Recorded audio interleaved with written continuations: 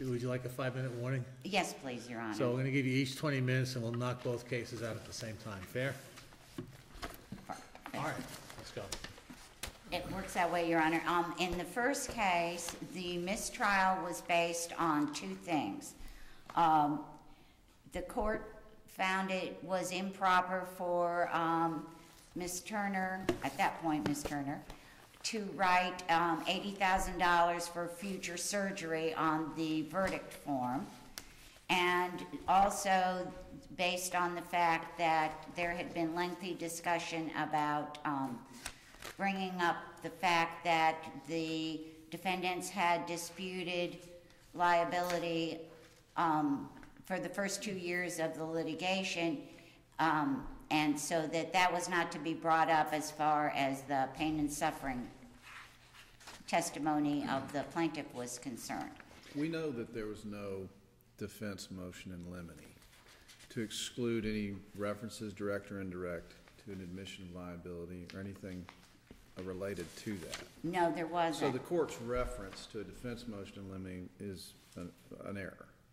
Yes, Your Honor. So my question is, it seemed to me that during the midst of trial, that Judge Schaefer made certain rulings about inquiring into when and maybe why the defendants decided to admit liability, or why they waited 2 years, and what, if any, effect that had on Ms. Taylor. Correct. In terms of mental anguish. There was a lot of discussion, as I went over it again this morning. The first thing is on page 798 of the transcript, Mr. Slaughter objects. I forget what the question was now.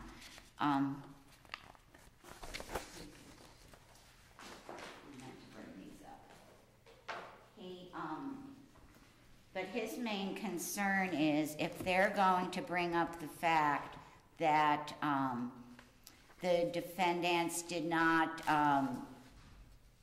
admit to liability until later on in the litigation, then he would like to have the court reverse its ruling that he can bring up the fact that why she was fired, even though no testimony regarding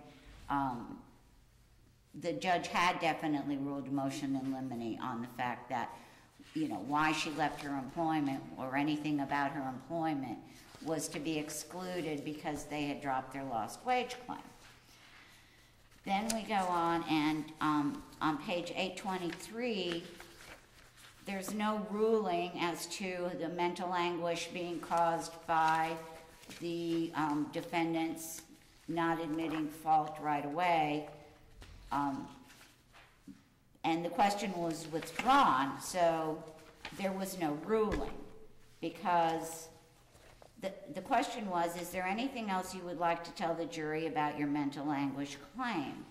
And defense counsel anticipated that she was then going to bring in the fact that, well, for the beginning of the litigation, they claimed that I was at fault. And so that's the part that they said, no, we're not going to do that. And then on page 837 is when she answers that she had depression, and she has going to doctors and they're telling her she has a permanent injury, but the other side is saying that's false. Well, that answer refers to whether they are contesting her permanent injuries. It doesn't really relate to whether they were admitting or not admitting fault. Isn't there also, the record in this case reads like not too many trials I saw when I was a trial judge. I'm trying not to use the words free-for-all, but it seemed like it got fairly close to it at times. There was a lot of record problems, and then there was this sort of nebulous sort of behavior of antics and outbursts and phone ringings and one lawyer putting their arm around another lawyer as they walk away from the bench from an adverse ruling.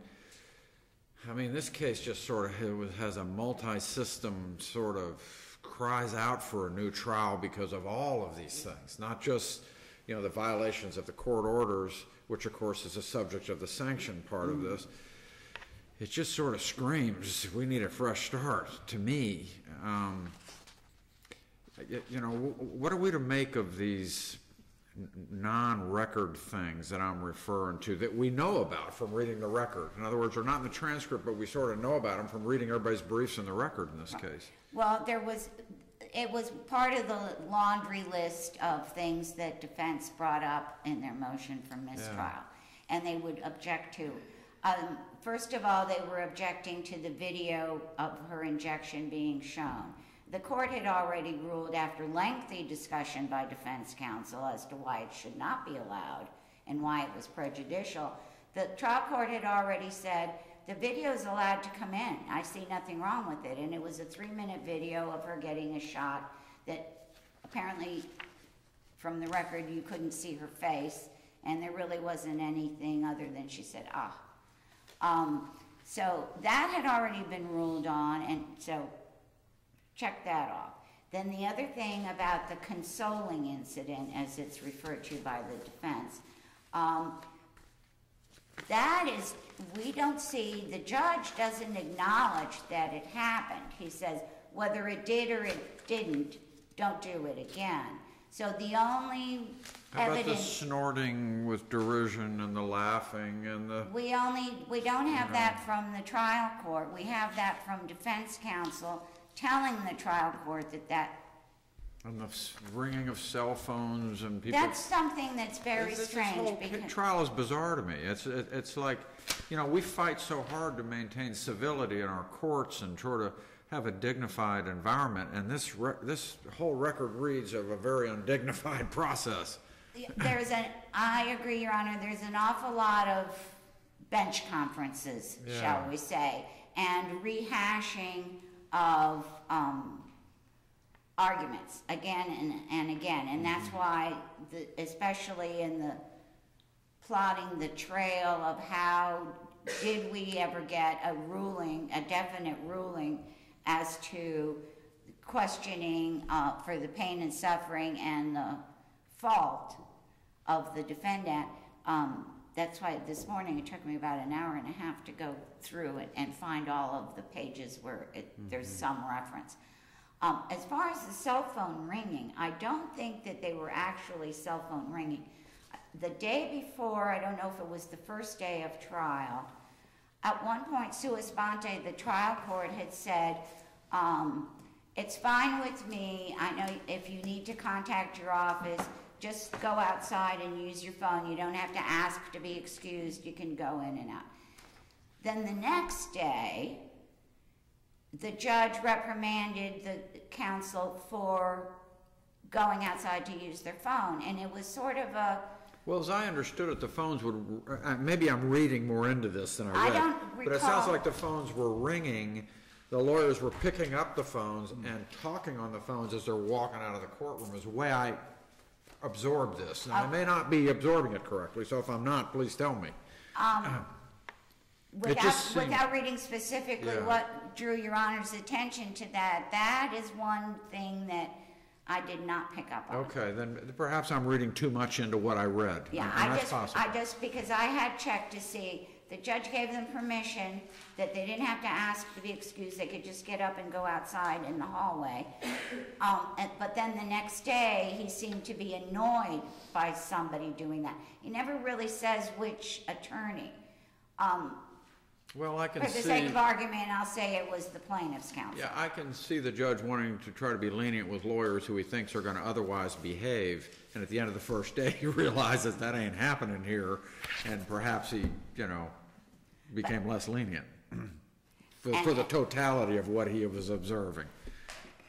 And as I said, Your Honor, some of these things, the only evidence we have that they actually occurred was defense counsel's objection and complaint to the court, and the court never acknowledges that those things actually happened.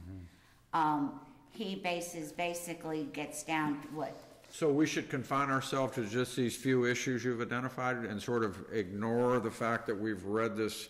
Well, the judge himself Raucous says trial. it's not a basis for mistrial, and the only things that he determines are cumulative are Mr. Putzangira asking the question after the lengthy discussions on, don't bring out that they were tardy in admitting liability, and he says that's cumulative with the question that Ms. Turner asked Mr. Jordan as to, at the time of your deposition, were you contesting fault? Well, what I see in the record is there had already been a discussion and an understanding, which was obviously approved by the court, that there wouldn't be any inquiry into when they admitted liability and what effect it had on anybody. And then, this is during Ms. Taylor's direct testimony, right after that, she's then asked, did you suffer any mental anguish in the first 2 years while you weren't sure whether or not you were being blamed for the accident? That was Mr. Putzangira's question. Right, and that caused the objection, and the court reiterated, we agreed there would be nothing brought up about the litigation process. That appears to be a mid-trial ruling that's clear as to there'll be no reference to that. And then later on, when Mr. Turner, I guess he appeared to testify, he's then asked, after the court had specifically said this, he's asked, at the time of your deposition, were you disputing that were you at fault for the accident? That's the same thing. So here's what bothers me. It's the word fault that seems to be the problem. Here's what bothers me. Every lawyer knows that the decision of every party knows that the decision of whether you admit liability or not is in control of your counsel. And it occurs in a privileged, confidential setting. It's never admissible. Just like other things about what the plaintiff's attorney, where the plaintiff's attorney told her what doctors to go to and things like that. So these attorneys should know that. The only implication to a jury as to why did you take so long to admit fault is bad and prejudicial. There's nothing fair about that. And we all know the decision to determine whether you're at liability and to admit it is based on legal representation telling you to. So what part of that is, one, admissible, and two, not prejudicial? Well, the one thing is, if we go back and see the line of questioning that she was doing about, she was trying to get at the fact that when he gave his deposition, he should have known how fast he was going, and she was trying to bring out... That's not what he was asked. You're giving justification as opposed to an excuse for violating a court order. The court order was unqualified. If you're aggrieved by a court ruling, then you file an appeal. You don't just backdoor the question. The judge said, hey, you can't do that, and she did it anyway. Yeah, I think her choice of words, she shouldn't have used fault, because in reading the concept... Well, regardless, that you're justifying. It's not a defense to the motion for new trial. But I wanted to ask you a question on this motion for new trial. In the order, the judge specifically denied your clients below the motion for new trial on non-economic damages only, but granted a motion for new trial without qualification. So is it a fair reading of that order to say you're getting a new trial on non-economic damages and they're getting a new trial on all issues? So by implication, your client's getting a new trial. Well, yes, if there's a new trial, then there's a new trial on. Liability has since been agreed to. That's not going to be an issue. That's not going to be an issue again. So yes, this will be a new trial on damages. With the order. There's no quibbling with the order. It's more the other side that might be affected than you. But that was one question. Okay. What did you want to say about the contempt? About the contempt, well, now Your Honors feel that she did violate an order, even though the ruling was sort of we agreed not to bring up anything to do with the litigation process. I don't think that that was her intent, and to be found in contempt, she really needs to have deliberately violated the order. But you're not arguing the judge chose the wrong form of contempt, be it criminal or civil? Well, he dismissed criminal, and so. Which is better for her. I guess what, you know, when I look at the contempt side of it, I feel bad for this young lawyer, because she got poor guidance from her senior partner, who should have been the controlling, calming effect, and if anything, he was the reverse of that. And I feel bad for her, because, you know, she didn't get the leadership and the guidance and the mentoring she should have gotten from him. And she was also, you could tell that she was nervous, and most of the time, she was the one that was going. She was very conscious about presenting case law to the judge every time there was an argument. So she would go to the table and try and find the case law on her, while Mr. Putzangera and Mr. Slaughter were up there arguing with the judge. I don't know that she heard half of what was going on.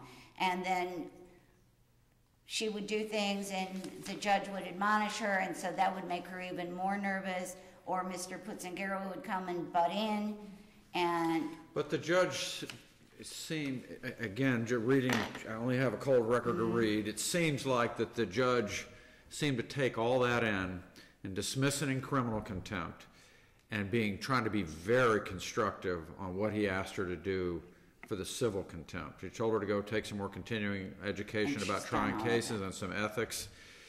You know, it's kind of hard. You know, I feel like at the end of the day, maybe she was benefited by it all. You know, I know your position here is that technically she shouldn't have had to do any of it, and I respect that. Well, she's already done it, so that part's over. I think. So what are you looking for? The main concern is to reverse, even though she's already complied with it, to reverse the finding of civil contempt, so it's not on her record, and she doesn't. Didn't the judge's order indicate he would allow her to purge the contempt by performance, and she's already performed?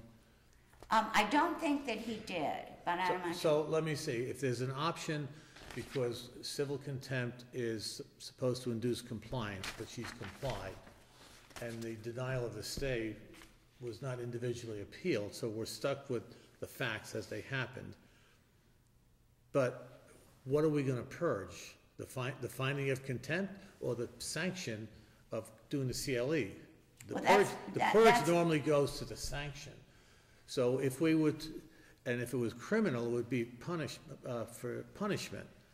But the judge found you're innocent of the criminal, but really he imposed, from my view, a criminal punishment and used a civil contempt. Whether he meant that as in a nice way to alleviate the stigma of contempt, but he could have found her guilty of criminal contempt because if the action was committed, she asked the forbidden question in his presence. That's criminal contempt. He should have technically found her guilty of criminal contempt and then imposed the education as a punishment. Well, let me ask a question, and I know you haven't had a chance to answer his, but this is related to that. Do we have the availability to reverse on that for the judge to have a hearing on whether or not the civil contempt has in fact been purged by doing what she was asked to, and if so, whereupon it would be discharged? Is that a remedy? Is that an option for us? That could be, but I think that Miss Turner has already filed her notice of compliance with the court. Okay. And I don't think anything has come of it. Well, she probably would have to set it for hearing or send a letter and copy co-counsel or opposing counsel. But my question was coming up to almost like be careful what you ask for. If you're asking for us to reverse this, would we not have to leave open the possibility of a tipsy coachman where the judge did a hybrid contempt, should have found her guilty of the criminal, and then imposed a criminal sanction? Instead, he found her innocent of the criminal, imposed a civil sanction. We reverse it, say, Judge, you have the option. You want to find her guilty of the criminal contempt, and she's performed the penalty, case is done, or do you want to leave sleeping dogs alone, and you go back and get this order purged by the judge, which he indicated he would basically purge the contempt finding for compliance, say I dismiss the contempt. I think that's what he envisioned, the way I read this record. He was not intending to hold her feet to the fire. He was trying to make her a good lawyer. So what he was trying to have her comply with was not unwinding the question that you can't unwind, but make her a good lawyer in the future by getting this education. And she's complied. So really, I'm thinking what Judge Morris said is a good remedy.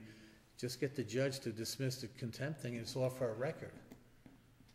Will it be off her record? I'm not going to give you legal advice, but I don't know why he would have put that in the order and then had you comply.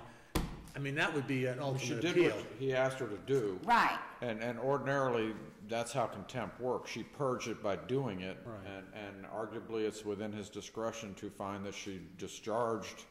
I mean, she did what she asked, and now the contempt should be discharged, which gets you the remedy. Mine was a question. I don't know if that's doable or not. Well, Sandy? the court retained jurisdiction to do just that. And Okay. made it a purge. I'm just curious, because this has nothing to do with the record, and I don't want to eat up your time, but I'm just really curious.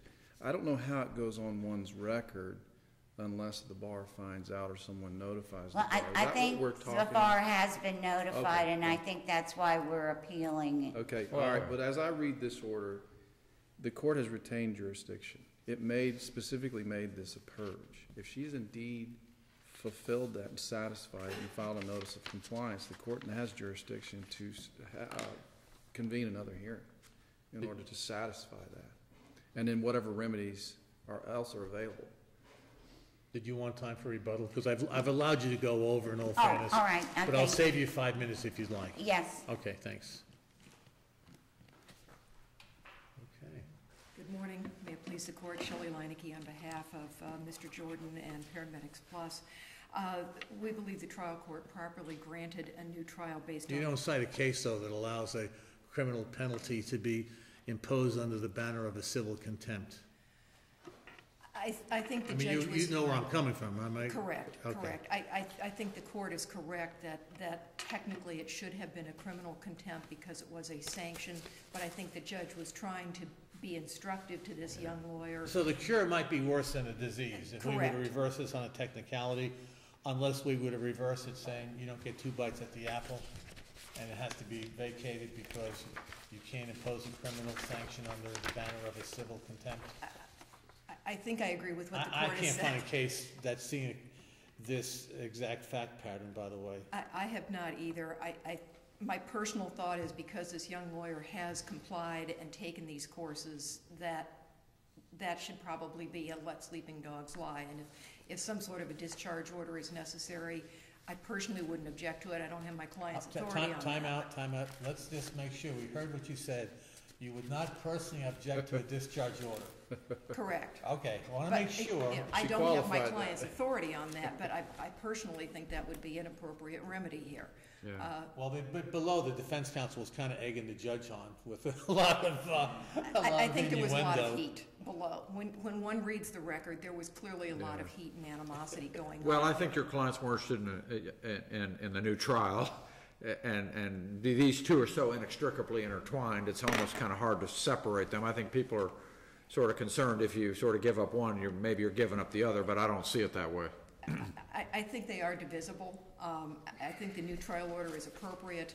We cited law, certainly the case law says. Well, here's the point. The new trial could be based on conduct that may or may not result in contempt. Absolutely. Correct. And then secondly, their client asked for a new trial on non-economic damages. The judge grants your client's motion for a new trial in toto on allegedly whatever issues were on the table at the time of the trial, which would pick up their new trial motion. They're going to get a new trial. You're going to get a new trial. Everybody gets what they want. I mean, there's no disagreement that they're getting a new trial the same way you're getting a new trial? Correct. Okay. And both sides had asked for mistrials along the way during the course of the litigation. So I think a new trial on all issues that were pending. And again, liability had been admitted, so I think we have a new trial on damages if the court is inclined to affirm what the judge did.